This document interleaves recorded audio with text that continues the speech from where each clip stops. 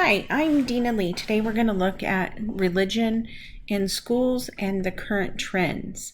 I was asked to prepare this short overview about religion in the school settings, and I'm going to do my best to remain very neutral on the topics, but we will go through and look at this and see how the material plays out. So, religion in schools goes back to being contentious all the way back to the 19th century when the Protestants and the Catholics were arguing and fought over which Bible readings could be shared in the school setting.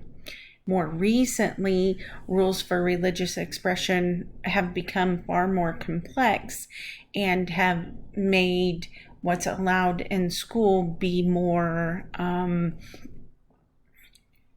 open, free, and slightly contentious. We'll see as we get further with this. The Every Student Succeeds Act requires public schools that are receiving federal funds to certify that they do not have a policy that prevents or denies participation in constitutionally protected prayer in public schools. So what is that? We'll look at what that is in just a moment. So students and prayers. Students may engage in religious activity and discussion while they are in the classroom, while they are on the school playground, while they are in the lunchroom, as long as it doesn't create a disruption. The students may offer a prayer or blessing before meals or again while they're out on the playground. They have the right to do that. Students may distribute religious literature as long as they are permitted to distribute other literature, think Pokemon cards, or so as long as it doesn't become disruptive to the learning environment. Students are allowed to express their beliefs about religion in their homework assignments and not be counted off or down for those beliefs in those assignments.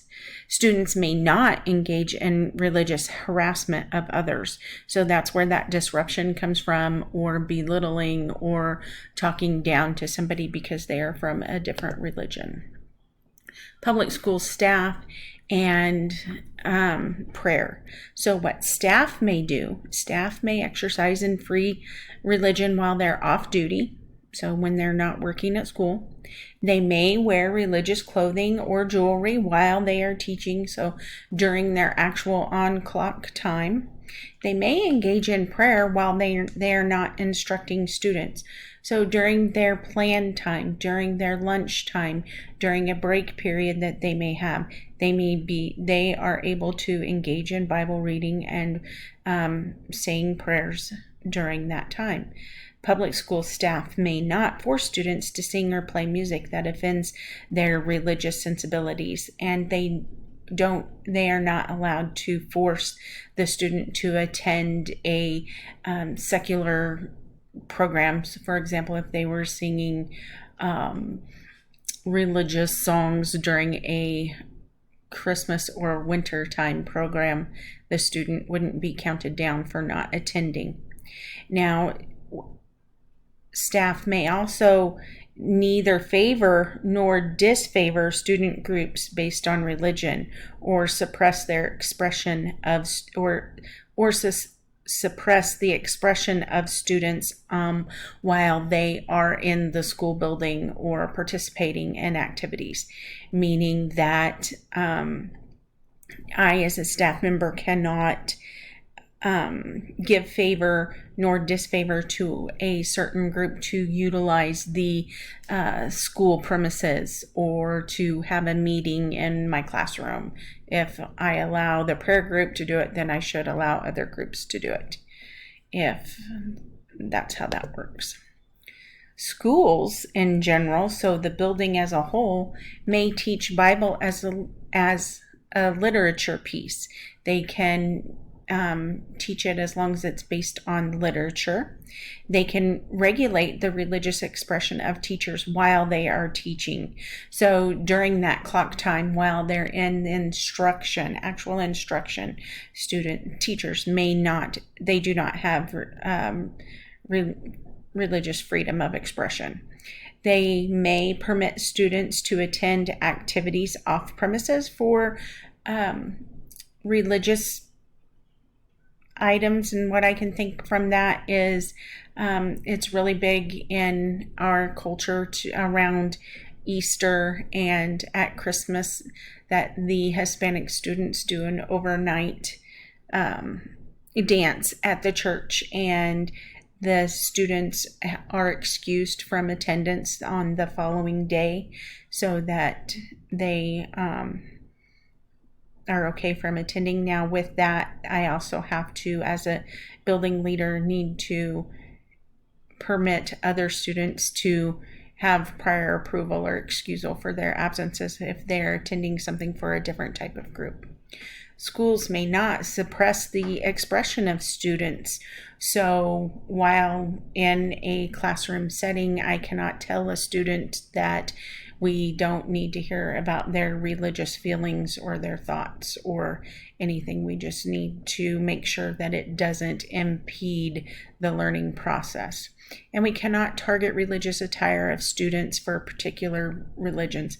In our building, we had a student who wore a turban, and even though headgear was not permitted because it was a religious item, we allowed that for him. Some of the court cases that made an impact and I wanted to share with you was the Engel versus Vital, and that was school-sponsored prayer violated the Establishment Clause, meaning that if I as a staff member led the prayer group, or if I as a staff member led the prayer at lunchtime with students, that violated the establishment of the public schools.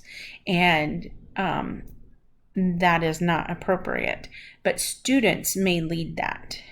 The 1963 Abington School District versus Shemp, that a religious expression excluded from formal curriculum.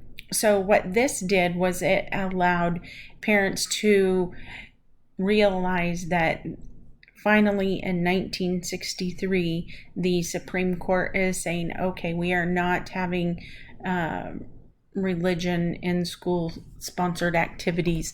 The school is not sponsoring religion as a part of their activities. So additional information that we need to know is students may organize prayer groups and religious clubs just as other students are free to organize other clubs, just like they organize the GSA club, just like they organize the crafts club or the gaming club for video games. Students are free to pray silently during a moment of silence that's offered by the school. So if during the morning announcements, the school offers a moment of silence, then that student may pray during that time frame if they choose to do so. And here are my references. So for the correlation, this assignment, I reflected and evaluated about policies based on the religious rights and freedoms of the public school setting. I looked at the different roles that were impacted with the student, staff, and schools, and I looked at the positives and the negatives of each one and tried to present them equally each way to show that it was not a biased report. And then I wanted to show what each party could do and couldn't do. And I would monitor this in a school setting by being present on club day. I would walk around and make sure that it was being led by the students and not by the staff member who was sponsoring it. That's how I would make sure that that was taken care of in the classroom. During my classroom observations, I would notice that the teacher has the Bible out on their desk, but I would know that they are not utilizing it because I'm in the classroom and I'm seeing that. So relevancy, this assignment is relevant to current learning due to being a perspective building leader. I'll need to understand and uphold religious freedoms of my students and staff in the public school setting.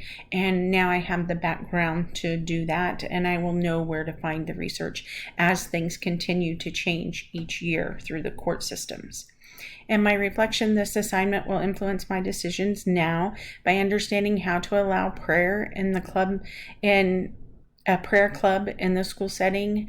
And then also as a social worker, I was always involved in advocating for students to have their absences excused when they were attending their religious events. And now I understand more about the how and the why behind that and how that came about historically. Thank you.